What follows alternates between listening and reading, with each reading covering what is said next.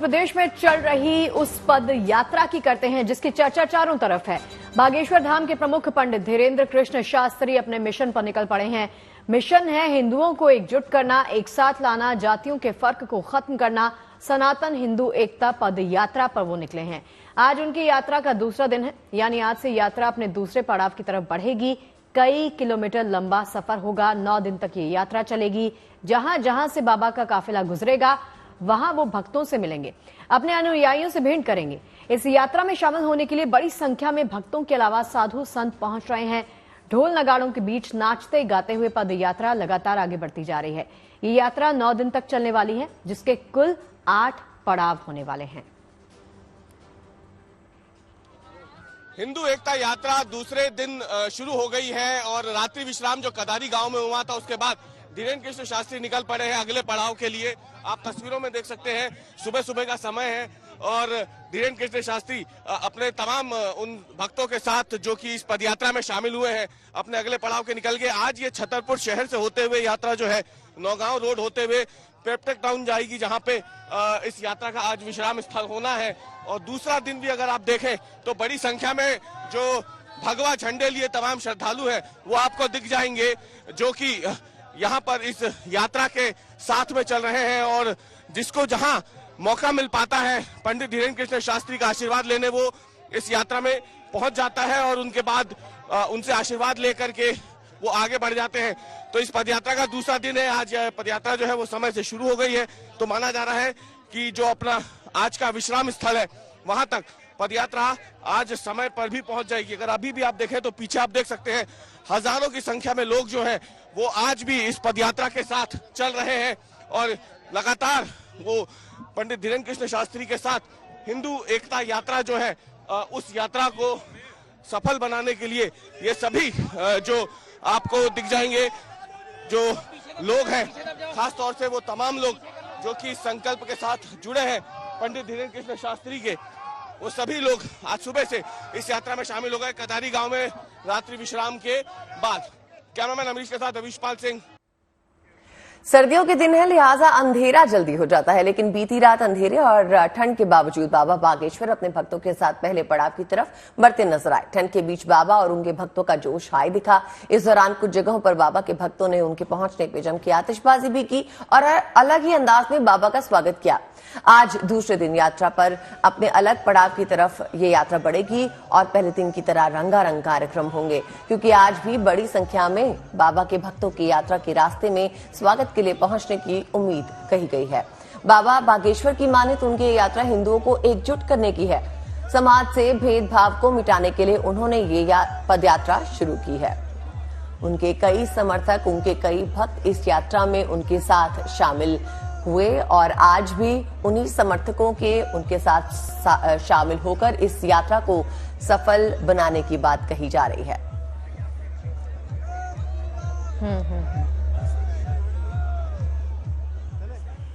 और चलिए हमारे सहयोगी रवीश पाल सिंह जो कि इस यात्रा के साथ अनुयायियों के साथ लगातार आगे बढ़ते जा रहे हैं, उनके साथ ही बातचीत करते हैं और सुन लेते हैं कि कारवां कहां तक पहुंचा है। रवीश, कल शाम को 6 बजे के आसपास आपसे बात की थी, तब ये कारवां अपना पहला पड़ाव पार कर चुका था। अब यात्रा कहां पर पहुंची है और इस वक्त कहां पर हैं आप? देखिए, हम कदारी गांव से तो निकल चुके हैं। सुबह जो यात्रा है वो शुरू हो चुकी है और कदारी गांव से करीब 4 से 5 किलोमीटर आगे ये यात्रा पहुंच गई है और अब आगे छतरपुर शहर की ओर फिलहाल ये यात्रा बढ़ रही है। हम आपको एक तस्वीर दिखाते हैं। हम जो धीरेन्द्र कृष्ण शास्त्री है उनके साथ जो उनकी यात्रा चल रही है उसी पे हम मौजूद भी हैं। पीछे आप देखिए अगर तो जो झंडे आपको दिख रहे हैं उससे अंदाजा लग जाएगा आपको कि कितना बड़ा जनसमूह यात्रा के दूसरे दिन भी धीरेन्द्र कृष्ण शास्त्री के साथ जुड़ा हुआ है। ये आप तस्वीरों में देखिए, यात्रा के साथ साथ जो लोग खड़े हैं इस पूरे हाईवे पे बागेश्वर धाम के दर्शन के लिए और साथ ही में उनका आशीर्वाद लेने के लिए। तो न केवल जो लोग साथ में चल रहे हैं वो मौजूद है, बल्कि बड़ी संख्या में हाईवे के किनारे जो बस्तियां हैं, गांव हैं, वहां से भी लोग बाहर निकले हैं जो धीरेन्द्र कृष्ण शास्त्री है उनके इस यात्रा को समर्थन देने के लिए और उनसे मिलने के लिए। हम बात करने की कोशिश करते हैं। क्या लगता है, आप दर्शन के लिए आए हैं? जी, अयोध्या से। कहाँ से आए? अयोध्या से। अयोध्या से आए तो आप यात्रा में शामिल हैं क्या? जी हाँ, पूरे 9 दिन की यात्रा में हम शामिल हैं। हमें बहुत अच्छा लगता है, हमारी अर्जी भी स्वीकार हो गई है, सारा काम सफल हो रहा है। जी आपकी अर्जी स्वीकार हो गई? जी, पर्चा बन गया है। ये यात्रा किस लिए निकल रही है? हिंदू राष्ट्र के लिए। आप सहमत हैं? जी, हम अयोध्या से हैं तो फिर क्या पूछना है। जी, तो आपने सुना जो साथ में लोग चल रहे हैं, जैसे कि हमने कल भी बताया था कि देश के अलग अलग हिस्सों से लोग पहुंचे यहाँ पे, और जो धीरेन्द्र कृष्ण शास्त्री है वो बीच में रुक के लोगों से मुलाकात कर रहे हैं, बातचीत कर रहे हैं, और यात्रा का दूसरा दिन जो है बातचीत का मुद्दा क्या हो रहा है रवीश? किस बारे में बातचीत कर रही हैं? अगर लोग उनके पास आ रहे हैं, बहुत से सारे तो उनके भक्त ही हैं, लेकिन जो समर्थक है वो उनके पास किस लिए आए हैं, इसको भी जानने की कोशिश कीजिए। और बाबा बागेश्वर इस वक्त तो फ्रेम में है ही, देखिए सुरक्षा बहुत लोग उनके आसपास है।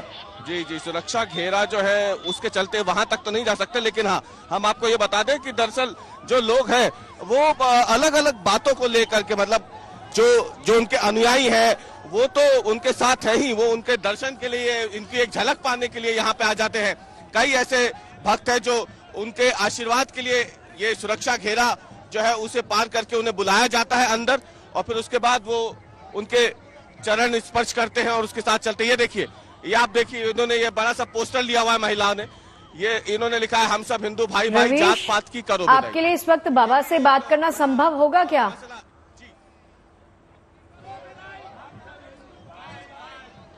देखिए, महाराज जी से थोड़ी देर पहले ही हमने बात की है, वो रिकॉर्डिंग भी आपको थोड़ी देर में दिख जाएगी। देखिए, ये पैरों में गिर पड़े हैं, एक शख्स है जो पैरों में गिर पड़े हैं, इनको अपने मुंह से प्रसाद, इनको अपने हाथों से जो है इन्होंने बाबा को प्रसाद दिया है, और उसे जो धीरेन्द्र कृष्ण शास्त्री है उन्होंने ये प्रसाद उनसे लिया है, और उनके साथ वो बात करते हुए चल रहे हैं। क्योंकि थोड़ी देर पहले ही हमने धीरेन्द्र कृष्ण शास्त्री से बात की है, वो थोड़ी देर बाद वो बयान भी आपको मिल जाएगा, जिसमें उन्होंने कई सारे मुद्दों पे गुड न्यूज टुडे से बात की है और बताया है कि कैसे ये पहला दिन जो है यात्रा का ये निर्विघ्न संपन्न हुआ, और उसके बाद जो है आगे अब ये अगले पड़ाव के लिए निकल गए हैं। बीच बीच में मीडिया कर्मियों से वो बात भी कर रहे हैं, हमसे भी बात की है सुबह जब ये यात्रा की शुरुआत हुई थी।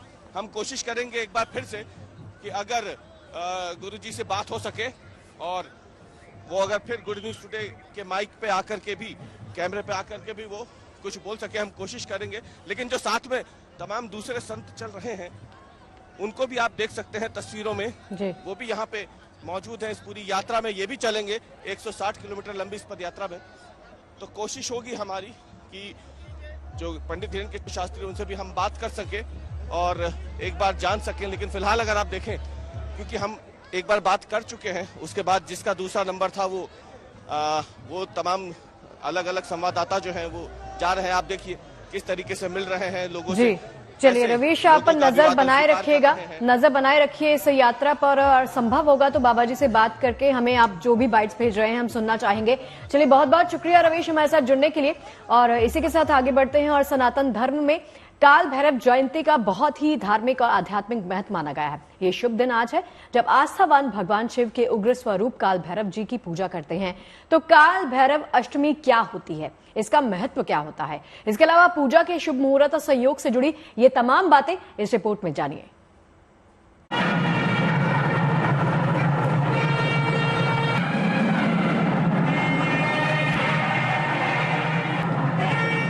जिनके नाम में ही ब्रह्मा विष्णु महेश की शक्ति है, जिनके भय से कांपता है पूरा ब्रह्मांड, जिनमें झलकता है महादेव की रुद्रावतार का प्रचंड स्वरूप, आज उन काल भैरव की परम शक्ति की करें भक्ति।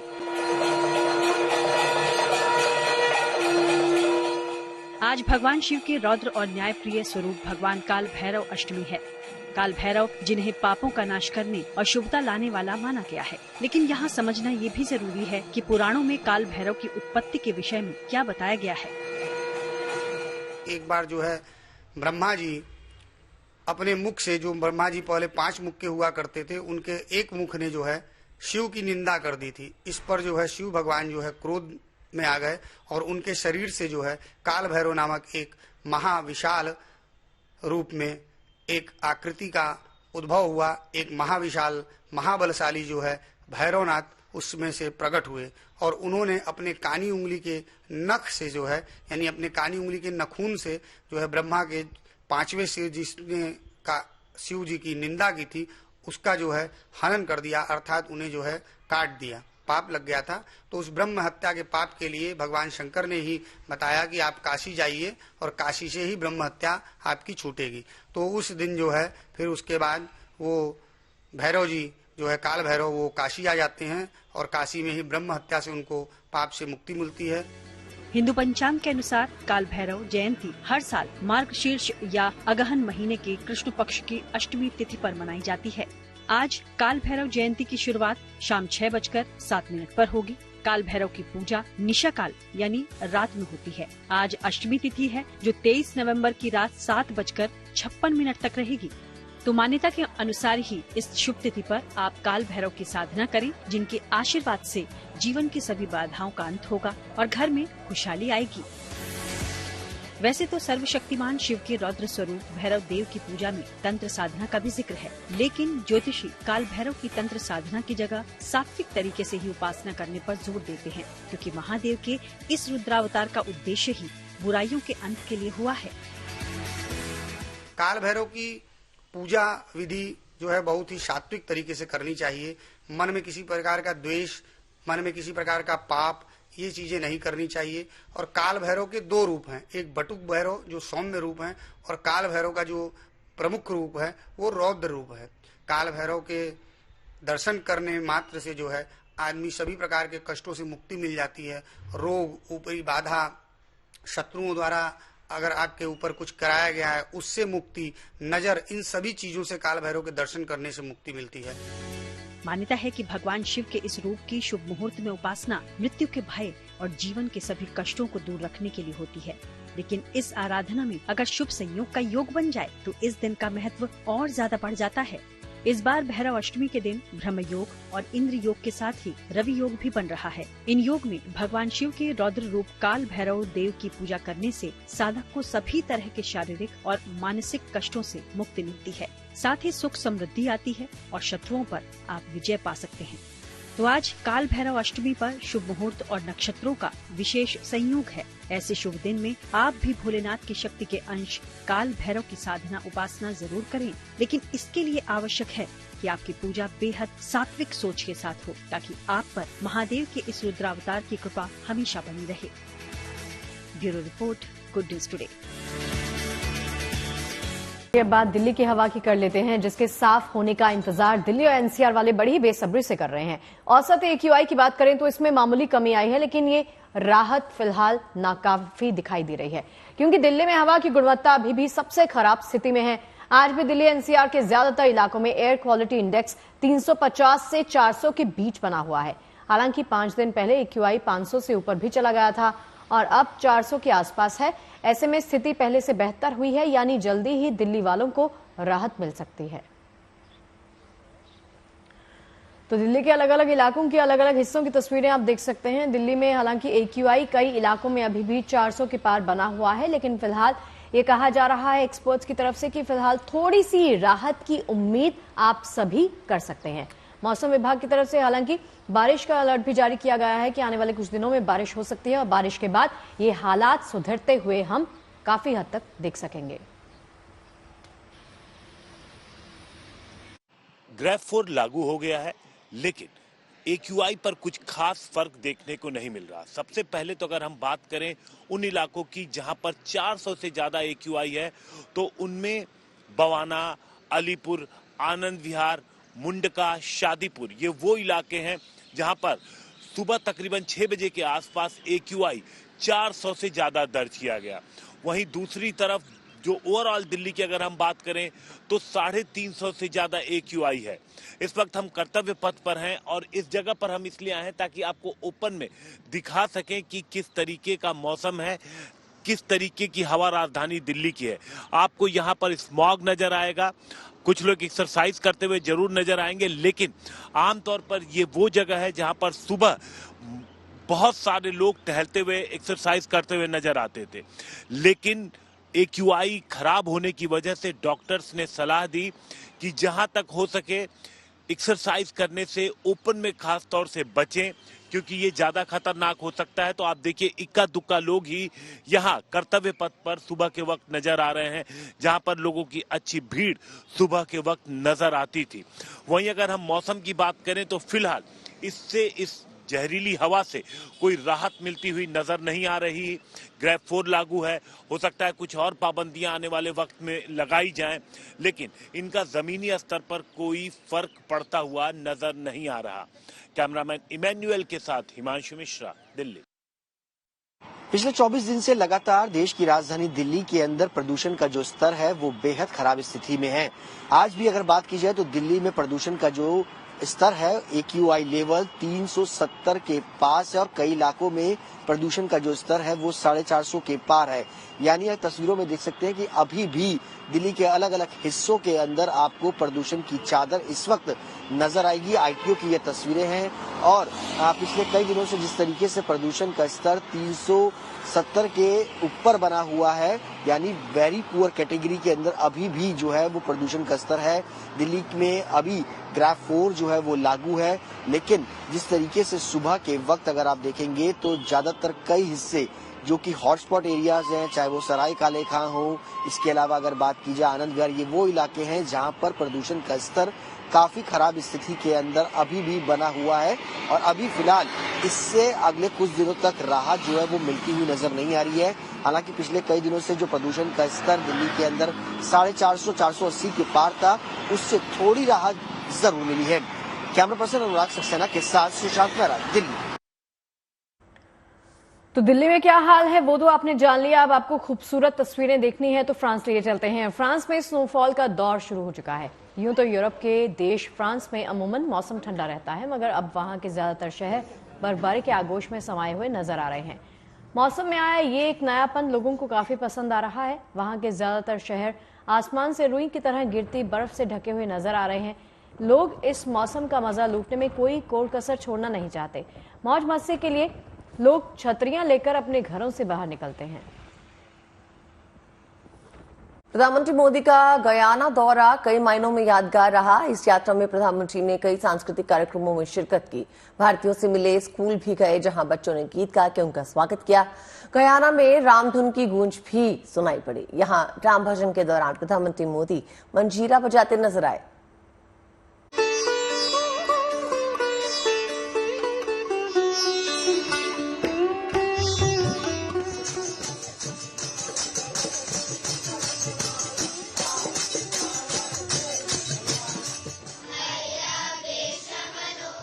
ये तस्वीरें बताने के लिए काफी हैं कि गयाना को मिनी इंडिया यूं ही नहीं कहा जाता। भारत से आने वाले लोगों को यहाँ ऐसा लगता है कि जैसे वो अपने ही देश में हों।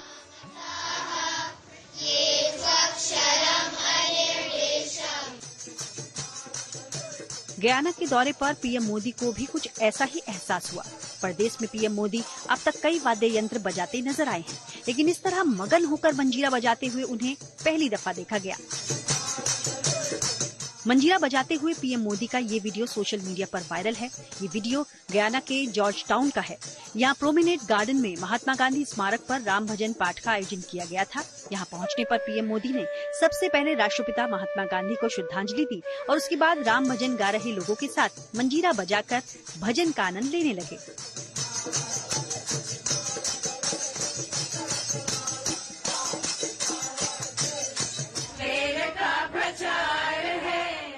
प्रोमेनेड गार्डन में प्रधानमंत्री मोदी के स्वागत के लिए बच्चों ने भी खास तैयारी की थी।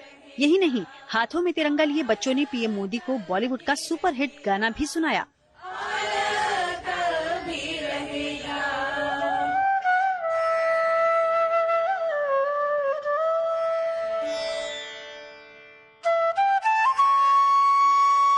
जॉर्ज टाउन में पीएम मोदी सरस्वती विद्या निकेतन स्कूल भी गए, जहां बच्चों ने उनका स्वागत कुछ इस अंदाज में किया।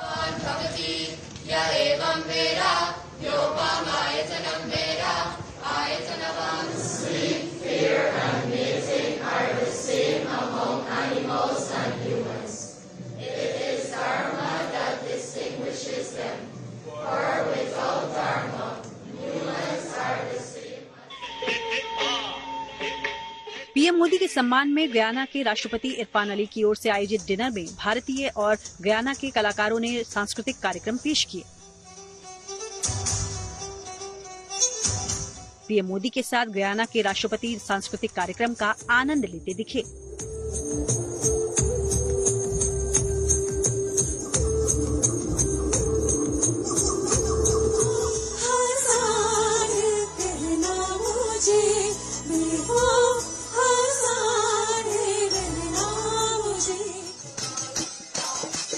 गयाना में राम भजन करते लोग, बॉलीवुड गाना गाते बच्चे, स्कूलों में भारतीय नृत्य सीखते छात्र।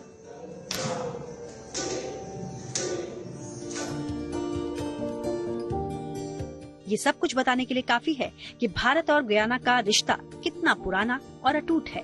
पीएम मोदी की गयाना यात्रा से दोनों देशों के रिश्तों में मिठास, लगाव और अपनापन और बढ़ा है। Bureau report, good news today. तो गुयाना में प्रधानमंत्री मोदी ने वहां की संसद को संबोधित किया। तो गुयाना से दुनिया तक पीएम ने क्या संदेश पहुंचाया है, आइए आपको सुनाते हैं। आज विश्व के सामने आगे बढ़ने का सबसे मजबूत मंत्र है democracy first, humanity first. Democracy first की भावना हमें सिखाती है कि सबको साथ लेकर चलो, सबको साथ लेकर सबके विकास में सहभागी बनो। ह्यूमैनिटी फर्स्ट की भावना हमारे निर्णयों की दिशा तय करती है। जब ह्यूमैनिटी फर्स्ट को अपने निर्णयों का आधार बनाते हैं तो नतीजे भी मानवता का हित करने वाले ही होते हैं।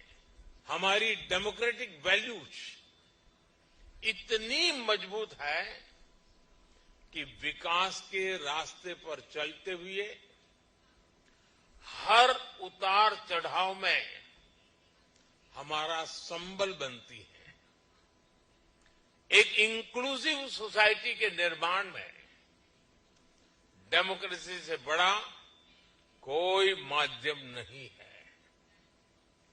नागरिकों का कोई भी मत पंथ हो, उसका कोई भी बैकग्राउंड हो, डेमोक्रेसी हर नागरिक को उसके अधिकारों की रक्षा की, उसके उज्जवल भविष्य की गारंटी देती है। हम कभी भी स्वार्थ के साथ आगे नहीं बढ़े। हम कभी भी विस्तारवाद की भावना से आगे नहीं बढ़े। हम रिसोर्सेज पर कब्जे की, रिसोर्सेज को हड़पने की भावना से हमेशा हमेशा दूर रहे हैं। मैं मानता हूं स्पेस हो, सी हो, ये यूनिवर्सल कॉन्फ्लिक्ट के नहीं बल्कि यूनिवर्सल कोऑपरेशन के विषय होने चाहिए। दुनिया के लिए भी ये समय कॉन्फ्लिक्ट का नहीं है। ये समय कॉन्फ्लिक्ट पैदा करने वाली कंडीशंस को पहचानने और उनको दूर करने का है। आज टेररिज्म, ड्रग्स, साइबर क्राइम ऐसी कितनी ही चुनौतियां हैं जिनसे मुकाबला करके ही हम अपनी आने वाली पीढ़ियों का भविष्य संवार पाएंगे। आज भारत हर तरह से वैश्विक विकास के पक्ष में खड़ा है, शांति के पक्ष में खड़ा है। इसी भावना के साथ आज भारत ग्लोबल साउथ की भी आवाज बना है। भारत का मत है कि ग्लोबल साउथ ने अतीत में बहुत कुछ भुगता है, हमने अतीत में अपने स्वभाव और संस्कारों के मुताबिक प्रकृति को सुरक्षित रखते हुए प्रगति करने का प्रयास किया है, लेकिन कई देशों ने एनवायरनमेंट को नुकसान पहुंचाते हुए अपना विकास किया। यहां अनेक विमेन मेंबर्स मौजूद हैं। दुनिया के फ्यूचर ग्रोथ को प्रभावित करने वाला एक बहुत बड़ा फैक्टर दुनिया की आधी आबादी है। बीती सदियों में महिलाओं को ग्लोबल ग्रोथ में कंट्रीब्यूट करने का पूरा मौका नहीं मिल पाया। इसके कई कारण रहे हैं।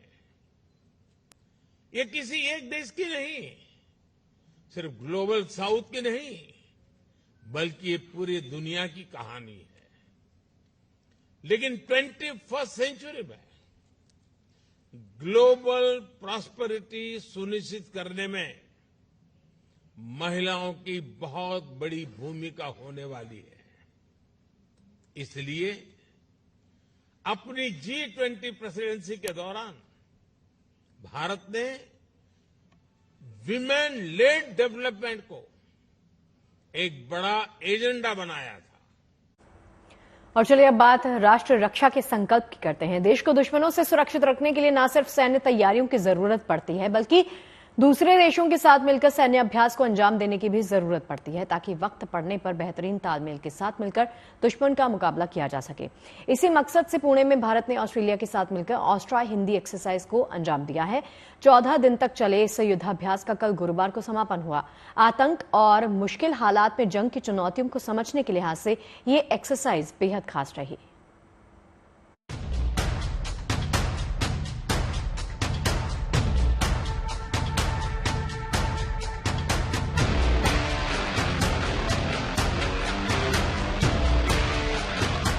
दुश्मन के खिलाफ सैन्य ऑपरेशन को अंजाम देने के लिए सैनिकों ने मोर्चा संभाल लिया।